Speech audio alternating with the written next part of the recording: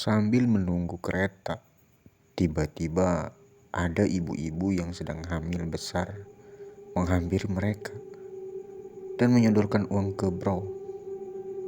Lalu ibu-ibu itu bilang,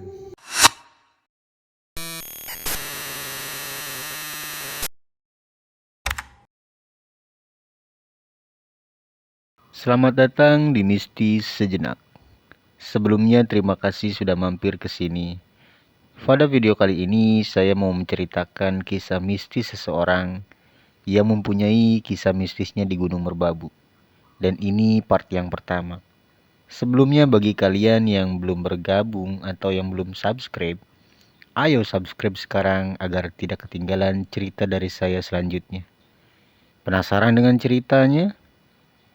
Kita mulai. Inilah ceritanya.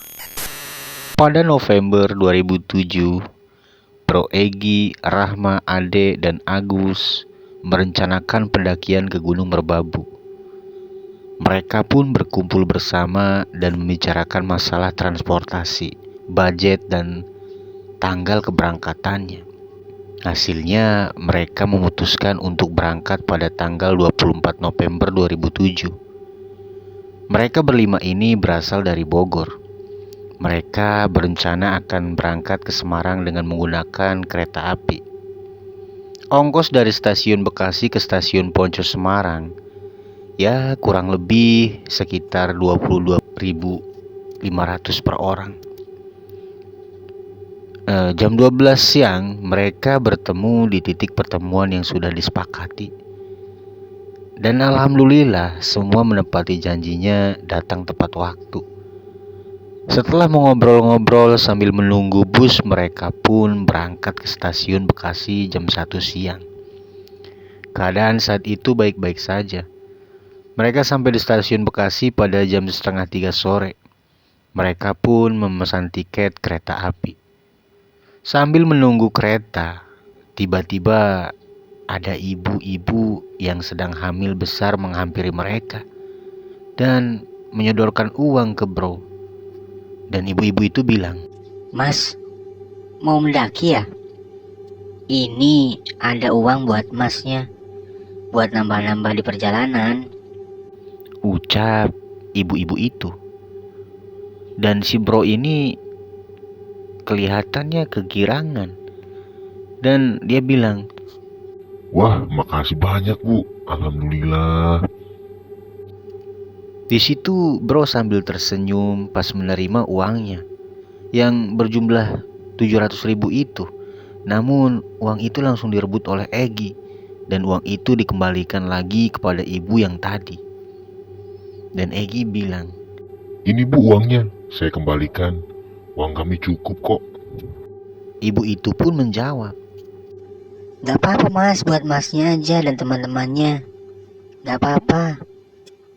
nah Egi pun menyaut lagi di situ. "Mending buat persalinan Ibu aja Bu." "Gak apa-apa mas, gak apa-apa, saya ada." Ucap ibu itu. Dan Egi pun tetap menyodorkan uang itu tadi ke ibu-ibu itu. Lalu ia mengajak teman-temannya untuk pindah tempat duduk. Dan si bro pun menurut sambil menggerutu. Rezeki nomplok dibuang sia-sia. Dan di situ Egi cuma hanya diam aja. Ibu-ibu itu pun pergi sambil membawa uangnya kembali. Dan Rahma lalu membisikkan sesuatu kepada si bro.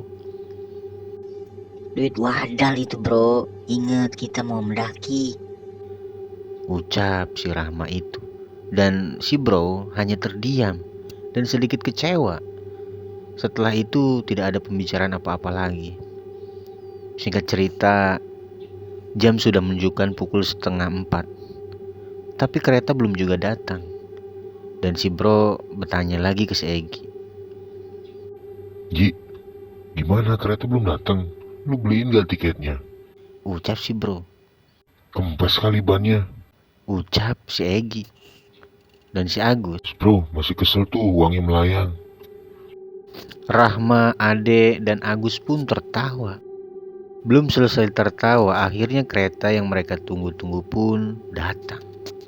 Mereka langsung bergegas masuk ke dalam kereta tersebut sambil membawa carrier dan daypack masing-masing. Di dalam kereta itu penuh, tidak ada bangku kosong saat itu. Egy pun mencoba mencari gerbong dengan tempat duduk yang kosong untuk mereka semua. Dan 5 menit kemudian Egy datang lagi untuk mengajak mereka pindah dari gerbong satu ke gerbong lainnya. Dan si Egy bilang, Ini tempat duduk kita, tempat paling nyaman nih. untung WC-nya bersih, tapi tidak ada air, mungkin rusak. Mereka pun langsung menata tas. Ade, Rahma, Egy duduk di lantai WC.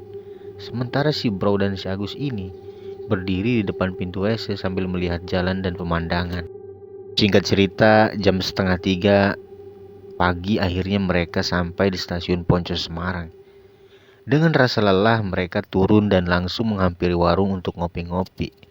Setelah selesai ngopi, mereka pun langsung mencari angkutan untuk pergi ke base camp. Mereka sampai di base camp jam 8 pagi. Sesampainya di base camp, mereka langsung istirahat. Egy pergi mengurusi simaksi dan logistik tambahan. Dan di sini Egy sebagai leader karena Egy sudah pernah ke Merbabu sebelumnya. Jam 12:30 siang pun pendakian dimulai. Apa yang akan terjadi selama mereka mendaki di Gunung Merbabu? Tunggu jawabannya di part selanjutnya. Oke teman-teman, gimana tuh tadi ceritanya? Tulis di kolom komentar. Jangan lupa tonton part selanjutnya. Oh ya, bagi kalian yang belum subscribe channel ini agar kalian tidak ketinggalan cerita-cerita mistis selanjutnya. Terima kasih, salam mistis.